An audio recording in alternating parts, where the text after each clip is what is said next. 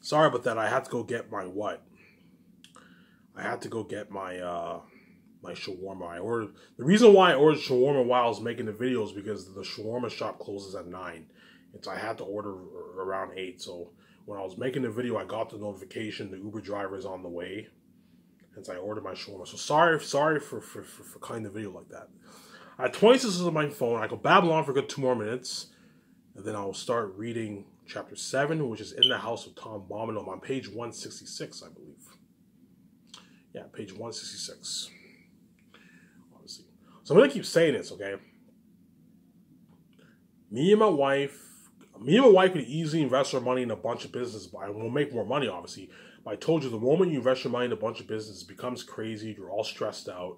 Yeah, you're making a lot of money, but it becomes crazy. You have all these employees, huge overhead costs. And me and my wife will no longer have tunnel vision in our business. Hence why I'm going to tell VJ, I don't want to invest our money in a bunch of businesses. Sky Source is more than enough, as we're going to make billions of dollars off the movies and posters. Yeah, that way we focus. That way we can have tunnel vision. We can focus on growing our Sky Source brand. Because I only want to focus on growing one business. I don't want to focus on growing a bunch of businesses, whereby it becomes crazy. As I'm a simple-minded person. I'm not into that crazy stuff. Hence, there's a reason why I only want 7 people hired for my company. Because I'm not a fan of that crazy stuff. I'm not a fan of having 100 employees, 30 employees. No, man. I only want to have 7 people, which is more than enough. Worst comes to worst, I can hire like 2 assistants to help them. But even 9 people is pretty simple, obviously. I want to keep my company simple, obviously. And then the crewmen, I'll have to hire a bunch of people, obviously. But those are all contractors, obviously. As I'm not into that crazy stuff, I like to keep everything simple, obviously. So even though my company's big and it's bigger than all these Hollywood companies, I want to keep it simple. All the crewmen and all of them who are hired, they're all contractors, obviously. And I only hire 7 people who are the bosses, and they're going to be making all the business calls. As I want to keep everything simple, obviously. I'm not a fan of that crazy stuff. I'm going to keep saying that, obviously. So I hope you guys enjoyed me babbling on about Sky Source and all these other topics. The potential actors chosen for the Great Escape movie. You have Samuel Jackson, Keanu Reeves, Scarlett Johansson. It's a good chance will be chosen for the Great Escape movie. As well as Ben Affleck, too. Ben Affleck's a good candidate for that, one of the bosses, too, obviously. For the Hidden Vampire movie, you have Mark Wahlberg and Will Smith. There's a good chance those guys might be chosen for that movie. I don't know who I'm choosing. Those guys are not chosen. I don't know who I'm choosing, but you guys can see the future. You already know if they're chosen or not. You already know who all the actors chosen are for my movie, obviously, because you can see the future. I have the keys. You already know all the actors chosen for all my 5 movies, obviously, because you can see the future. I have the keys, obviously. As the actors who are chosen in advance, you are the lucky chosen few. Whereas the actors who aren't chosen, I'm sorry about that. You're going to be left behind. You won't be saved. And you're going to be part of the Hollywood system, obviously. That's too bad. I'm going to say this. After I do my 5 movies, there's a good chance I'm going to purchase the rights of Hollywood for Spider-Man Miles Morales. You know how Spider-Man Miles Morales is a black Spider-Man? There's a good chance I'm going to purchase the rights of Hollywood for Spider-Man Miles Morales. It'll probably cost me a good... The Spider-Man Miles Morales brand isn't that big. I can probably get the rights off that for a good like $800 million around there. It'll cost me a lot of money, but there's a good chance I'm going to purchase the rights off Spider-Man Miles Morales. And I'll have what? And I'll do a black Spider-Man. Man. Listen to me talk much. Imagine seeing me as Spider-Man. Imagine seeing me as Spider-Man, man. Because I'll be 30 years old forever. As a 30-year-old, I can easily play it. As a 30-year-old, I can easily play a 17-year-old kid. A 17, 18, 19, 20-year-old kid. I can easily play a 17-year-old kid, obviously. Tobey Maguire was 27 when he played a 17-year-old kid for the movie. I can easily play a 17, 18, 19-year-old kid. And then imagine seeing a black Spider-Man. VJ is my girlfriend, and I'm the black Spider-Man. There's a good chance I'm going to purchase the rights off what? Off Miles Morales Spider-Man. Maybe not, but it's a good... I'm thinking Spider-Man. I was thinking Uncharted, but they're already doing an Uncharted movie, so it's too late for that. But there's a good chance I'm going to purchase the rights off what? A Spider-Man Miles Morales movie. This is way down the road. This is after the 5 movies. Me and my wife are going to have to talk it over. But that's my plan. After the 5 movies, I'm thinking of purchasing the rights of Spider-Man Miles Morales from Hollywood. And I'll do a trilogy for that movie, obviously. And I can have like Spider-Man, another Spider-Man be my mentor. Obviously. Because you have the white Spider-Man, you have what? You have the black Spider-Man. But no, I'll just have the black Spider-Man. But for me to do that movie, I'm going to have to read the comics, obviously. I'm going to have to read the Spider-Man Miles Morales comics. That way I can build a story for my trilogy, obviously. But this is way down the road. This is after phase 1. So I'm not even going to think about that right now. But that's my plan.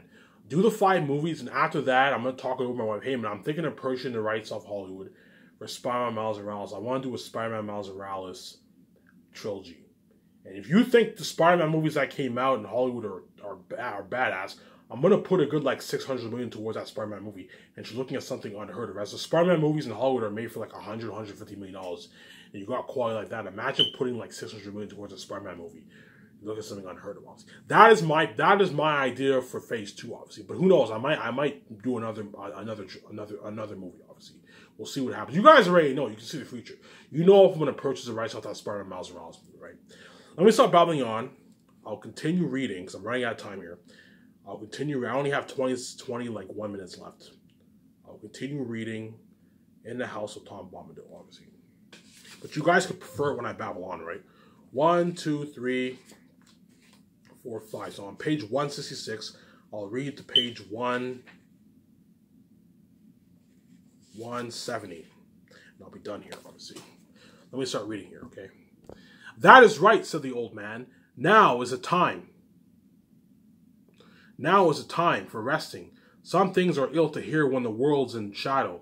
Sleep till the morning light. Rest on the pillow. Heed no nightly noise. Fear no grey willow. And with that he took down the lamp and blew it out.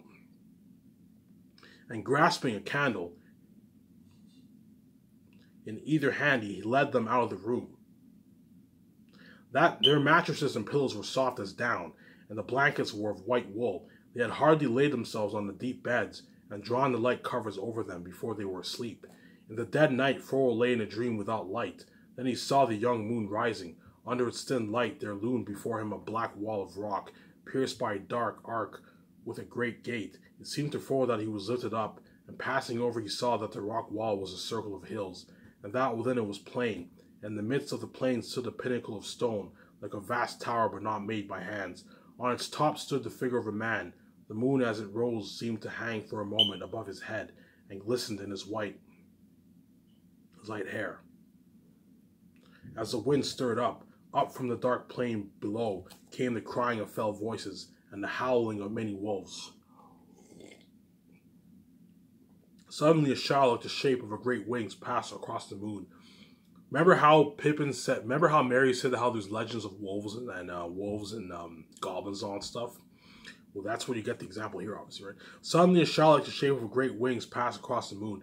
The figure lifted his arms, and a light flashed from the staff that he wielded. A mighty eagle swept down and bore him away. The voices wailed and the wolves yammered. There was a noise like a strong wind blowing, and on it was borne the sound of hoofs, galloping from the east. Black riders sought Frodo as he wakened, with the sound of the hoofs still. So the Black Riders are still on their tail, right? My theory is because they can sense the presence of the ring, obviously. So when Frodo and them went through the forest, they said, hopefully we keep the Black Riders off our tail when we pass through the forest. The Black Riders are still on their tail because what? They can sense the presence of the ring, and Frodo and the Black Riders end up crossing paths when the Black Riders stab him with the poisonous blade, obviously. And so Black Riders were not kept off their tail, obviously, right? They were on their tail constantly through the chapters, obviously. There was a noise like a strong wind blowing on it. Was born the sound of hoofs, galloping from the east. Black Riders saw Frodo as he wakened, with the sound of the hoofs still echoing in his mind, obviously. There's a good chance I might read 4 pages today because I don't know if I have enough time to read 5. We'll see what happens here. I'll see how I'm doing on time here with my camera, the amount of time I looked at my camera. He wondered if he would ever again have the courage to leave the safety of these stone walls. He lay motionless, still listening, but all was now silent, and at last he turned and fell asleep again or wandered into some other unremembered dream. So Frodo is like having a dream, right? And at his side, Pippin lay dreaming pleasantly, but a change, he feels like as if it's a dream, whatever it is. I don't know. But a change came over his dreams, and he turned and groaned. Suddenly he woke or thought he had waked, and yet still heard in the darkness the sound. He woke or thought he had waked, and yet still heard in the darkness the sound that had disturbed his dream. Tip, tap, squeak.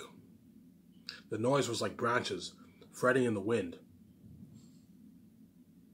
Twig fingers, scraping wall and window. Creak, creak, creak. He wondered if there were willow trees close to the house. And then suddenly he had a dreadful feeling that he was not in an ordinary house at all, but inside the willow and listening to the horrible dry creaking voice laughing at him again.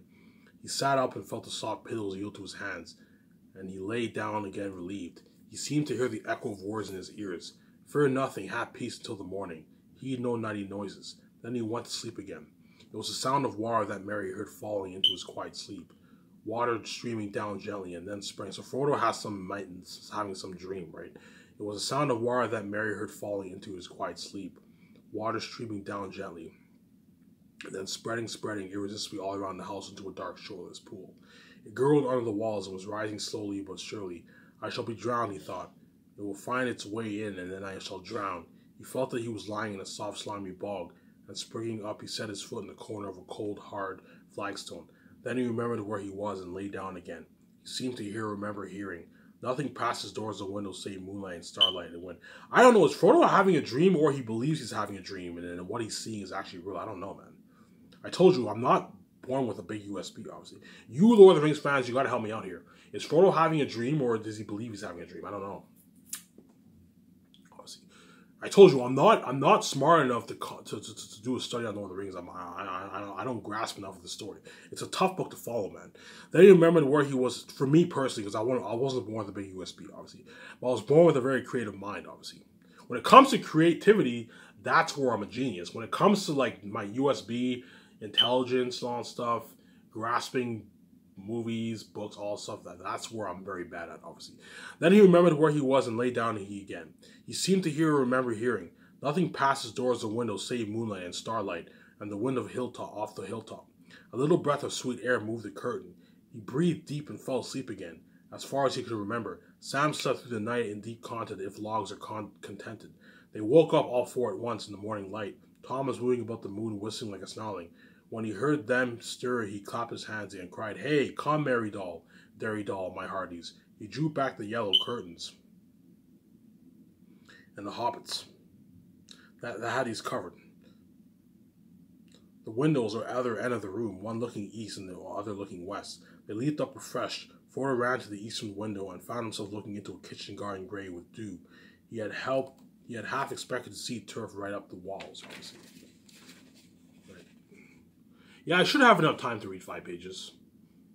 I still have a good, 13, 26 minutes. 26 to track 12 is what? I have 14 minutes left around there, right? If my math is correct. 26 to track 10 is 16 minutes. So 14 minutes, yeah. I have a good 13 minutes left here. Turf all pocked with hoof prints. Actually, his view was screened by a tall line of beams on poles, but above him far. Beyond them, the great top of the hill loomed up against the sunrise. It was a pale morning in the east, behind long clouds, like lines of solid wool stained red at the edges, lay glimmering deeps of yellow. The sky spoke of rain to come, but the light was broadening quickly, and the red flowers on the beans began to glow against the wet green leaves. Pippin looked out of the western window down into a pool of mist. The forest was hidden under a fog. It was like looking down onto a slopping cloud roof from above. There was a fold or channel where the mist was broken into many plumes and billows.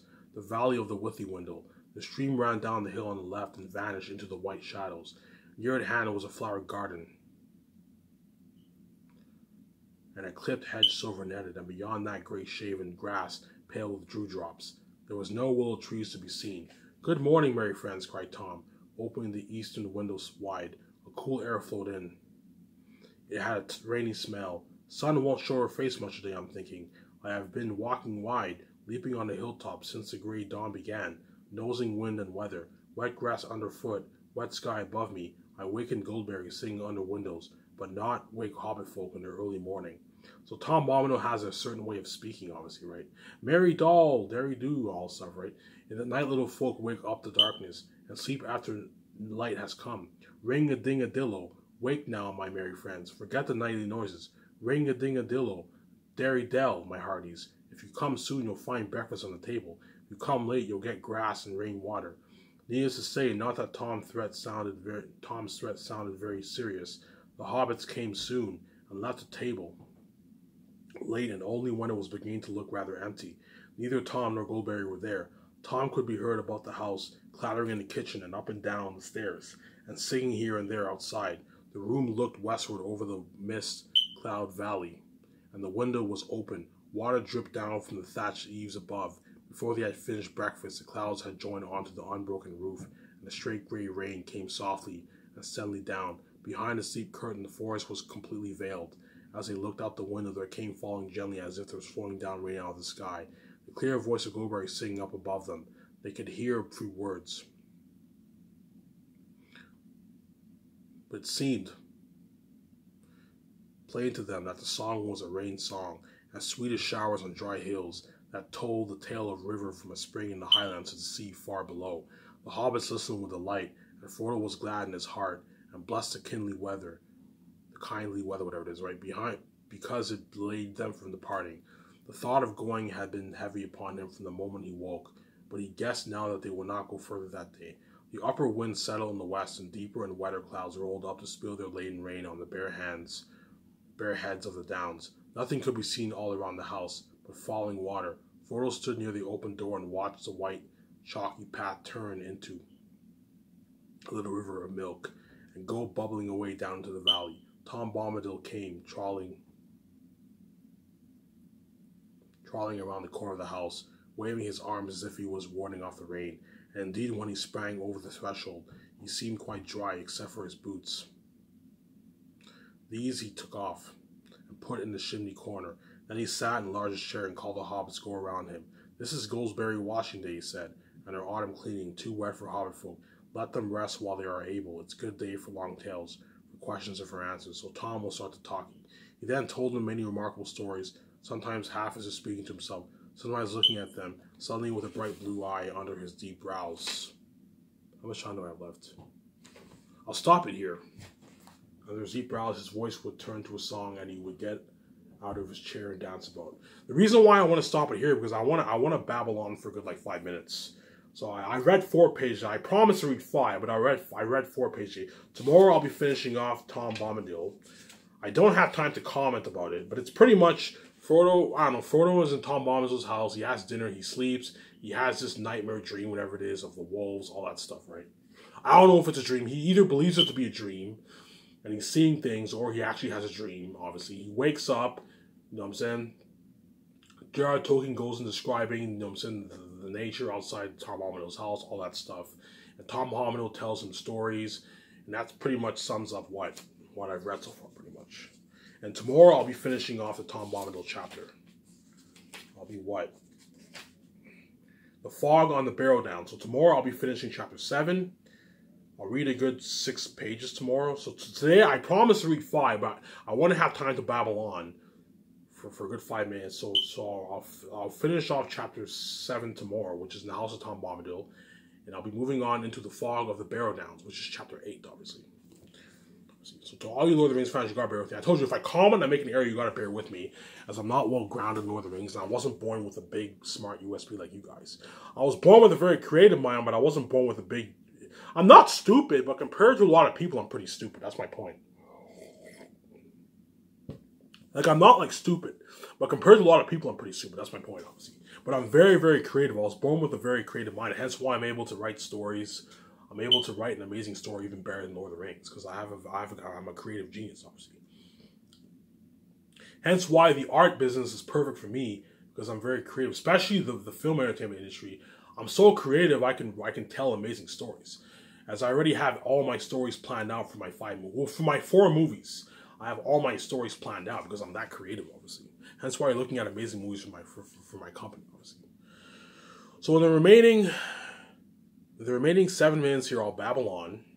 Hope you guys enjoy my Lord of the Rings read along. I'll be finishing chapter 7 tomorrow. I gave brief information on what I read so far, obviously.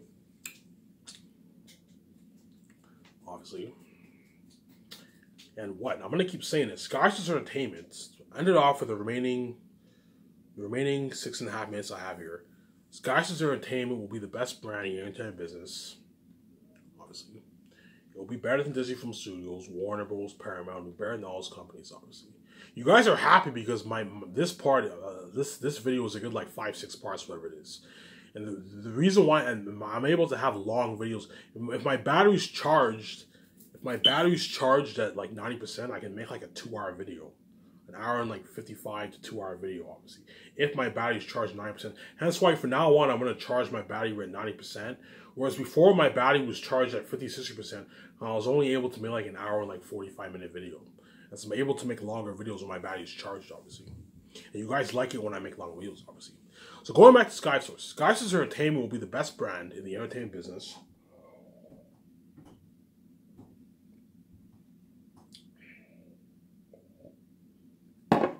They'll be better than Disney Film Studios, Warner Bros., Paramount, Universal, all those companies. We'll be better than all those companies.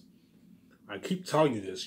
My company is so top-notch that all these Hollywood actors are going to beg their asses for me right to be signed, which you're looking at something very, very top-notch and high-tech. High-tech payment system with a GPS. I'm putting $600,000 towards a payment system. High-tech office. I'm going to own my own high-tech jet, $70 million jet. High-tech, top high-end yacht, $35 million yacht. I showed you pictures of a kind of yacht I'm going to own, man. A top high-end yacht, man. That one picture I showed you, you guys know what I'm talking about. That one picture I showed you, I want my yacht to be something like that. That one picture I showed you, you guys know what I'm talking about. You can see, I have the keys. I'm not going to mention that one picture I showed you. I want a yacht like that, obviously. So you're going to do in terrorism my yacht, whereas in Hollywood they do it in some building, which for my company, you get to do it in my nice yacht, man, with a beer. I have a good 3 beers. Every time the actors do a beer, every time the actors do the table reads, they can have a good 2 to 3 beers. 2 to 3 beers. Well, they do the table reads, obviously. And they get to do the table reads in my nice luxury boardroom and during the winter time, winter, spring. Whereas in Hollywood, they do it in some room. Whereas me, I'm doing it in a nice, like my nice boardroom and my nice yacht, man. And those actors going to get to party out my $100 million super advanced rooftop condo. As in Hollywood, most of these executives probably own a 5, 10, 8, 15, 20. Even the ones who own $20 million houses.